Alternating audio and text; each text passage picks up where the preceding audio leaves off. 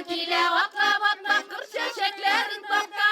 Nindi жырлар жырлы микен eylemin vakla. Народная песня и щедрый стол – это одна из площадок Петрова дня под названием «Родник». На чистейшей воде здесь готовят и чай, и кашу. Любой праздник, любой народный праздник начинается с родника. В Петров день всегда ходили на родник за водой, всегда угощали гостей, ставили самовар с родниковой водой.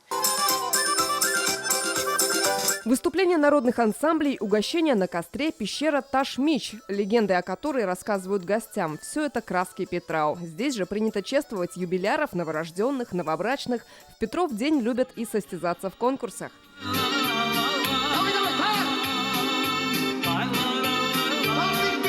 Главное в празднике, конечно, показать во всей красе традиции и обычаи. Уже более 20 лет он проводится здесь, у подножия горы Кашкатау. На этот раз изюминка – выставка картин о Заинске. 38 художников писали работы на протяжении 14 дней, именно чтобы порадовать гостей праздника. Выставка будет продолжаться не только здесь и сегодня.